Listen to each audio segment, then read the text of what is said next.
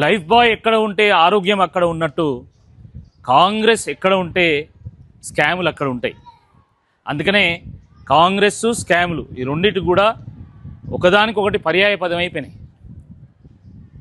కాంగ్రెస్ ప్రభుత్వము వచ్చాక 100 రోజుల్లో 6 గ్యారెంటీలు 420 హామీలు అమలు పరుస్తూ ఉన్నారు. కానీ వచ్చిన 100 రోజుల్లో హామీలు మాత్రం నెరవేర్చలేదు. బట్ 100 రోజుల్లో వందల కోట్ల రూపాయల స్కామ్లు మాత్రం వీళ్ళు చేసి ప్రజాధనాన్ని దోచుకున్నారు. కాంగ్రెస్ ప్రభుత్వం వచ్చిన తొలి నాళ్లలోనే ప్రభుత్వము వడ్ల టెండర్ని రిలీజ్ చేస్తే దాంట్లో కేంద్రీయ బండారు నాకాఫ్ అనేటువంటి 2 సంస్థలను ఆ టెండర్లలో ప్రభుత్వం భాగస్వాములు చేసి వాళ్ళతోని రైతులకు దక్కాల్సినటువంటి ధనాన్ని మొత్తం మెక్కేలాగా ప్రభుత్వం చేసింది. టెండర్ దక్కించుకున్నటువంటి నాకాఫ్ కేంద్రీయ బండారు 2 సంస్థలు కూడా ప్రభుత్వం పెట్టినటువంటి కండిషన్స్ ప్రకారంగా వడ్లను కొనుగోలు చేయకపోవడం వల్ల, సమయానికి వడ్లను కొనుగోలు చేయకపోవడం వల్ల ప్రభుత్వ ఖజానాకు 1000 కోట్ల రూపాయల నష్టం జరిగింది. దీని మీద అనేక కథనాలు వచ్చినాయి. ఈ వడ్ల స్కామ్లో 100 కోట్ల రూపాయలు చేయిలు మారినాయని ప్రభుత్వంలో ఉన్నటువంటి సీనియర్ మంత్రులు పందికొక్కుల్లాగా ఈ ధనాన్ని మెక్కిందని చెప్పి కథనాలు వచ్చినా కూడా ప్రభుత్వం స్పందించలేదు. దాని తర్వాత హైకోర్టు ఈ 2 సంస్థల మీద కేసు చేసి ఈ 2 సంస్థలతో పాటు ప్రభుత్వానికి కూడా ఈ అవినీతి పైన నోటీసులు పంపింది.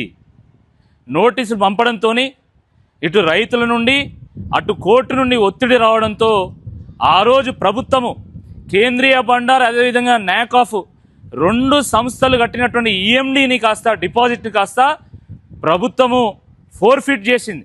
ఫోర్ఫిట్ చేయడం అంటే ప్రభుత్వమే ఆ మొత్తాన్ని ఉంచుకొని ఈ సంస్థలకు ఈఎండిని చెల్లించలేదు. మరి మళ్ళీ అలాంటి సంస్థను బ్లాక్ లిస్ట్ చేయకుండా ఈరోజు మక్కల టెండర్లలో ఎట్లా పార్టిసిపేట్ చేయిస్తున్నది ఈ ప్రభుత్వం?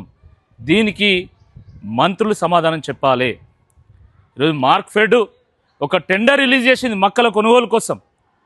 దాంట్లో మళ్ళీ కేంద్రీయ బండారు నాకాఫ్ ఈ 2 సంస్థలను బ్లాక్ లిస్ట్ చేయాల్సింది పోయి మళ్ళీ వాళ్ళను భాగస్వాములు చేయడం ఏదైతుందో ఇది 100% మళ్ళీ ఒక కొత్త స్కామ్కు తెరలేపిందని చెప్పడానికి ఒక సూచిక అని చెప్పి ఈ సందర్భంగా నేను గుర్తు చేస్తూ ఉన్నాను.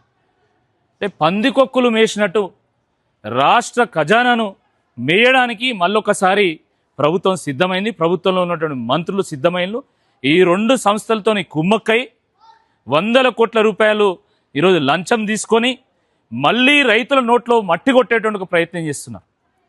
ఇప్పటికే రైతులకు సరైనటువంటి ధర లభించడం లేదు, సరైన సమయంలో కొనుగోలు చేయడం లేదు, తరుగు పేరు మీద ఈరోజు రైతులకు తీవ్ర నష్టం జరుగుతూ ఉన్నది. అయినా కూడా మళ్ళీ నాకాఫ్తోని కేంద్రీయ బండారుతోని కొనుగోలు చేయించాలనేటువంటి కుట్ర జరుగుతున్నది. అంటే 100% ఇది పెద్ద స్కామ్ జరగబోతున్నది. రైతులు ఎట్లయితే పొలం మడుగులో రైతుల రక్తాన్ని ఎట్లయితే పొలం మడుగులో జలగలు పట్టి పీడిస్తాయో ఆ రకంగా మరి కేంద్రీయ బండారు నాకాఫ్ ఈ 2 సంస్థలు మంత్రులు కలిసి రైతుల రక్తాన్ని ఈరోజు పీల్చేటటువంటి ప్రయత్నం చేస్తూ ఉన్నారు.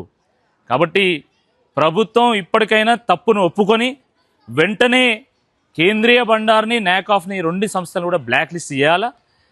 ఆంధ్రప్రదేశ్ ప్రభుత్వం ఇప్పటికే ఈ 2 సంస్థలు అనేక అవకతవకలకు పాల్పడుతున్నాయి కాబట్టి ఆ 2 సంస్థలు బ్లాక్ లిస్ట్ చేసింది. అస్సాం ప్రభుత్వం బ్లాక్ లిస్ట్ చేసింది, ఒరిస్సా ప్రభుత్వం బ్లాక్ లిస్ట్ చేసింది. మరి అలాంటప్పుడు కనీసం వాళ్ళ నేపథ్యాన్ని స్టడీ చేయకుండా, వాళ్ళ రికార్డ్స్ చూడకుండా, మన తెలంగాణలో జరిగినటువంటి వడ్ల స్కామ్లో వాస్తవాలు చూడకుండా ఈరోజు టెక్నికల్ రౌండ్లో కేంద్రీయ బండారును నాకాఫ్ను క్లియర్ చేసిందంటే తప్పకుండా ఈ మంత్రులకు 100 కోట్ల రూపాయలు చెందుతున్నాయి, ఢిల్లీకి మూటలు అందుతున్నాయి. దీన్ని అడ్డుకోవాల్సినటువంటి అవసరం ఉంది. హైకోర్టు కూడా దీన్ని సుమోటోగా తీసుకోవాల్సిందే ఈ సందర్భంగా మేము డిమాండ్ చేస్తున్నాం. ప్రభుత్వం కూడా వెంటనే రైతులకు క్షమాపణ చెప్పి ఈ టెండర్లలో మరి కేంద్రీయ బండార్ని నాకాఫ్ని అర్హత లేని సంస్థలుగా ప్రకటించాల్సిందే, బ్లాక్ లిస్ట్ చేయాల్సిందే ఈ సందర్భంగా మరొకసారి డిమాండ్ చేస్తాం.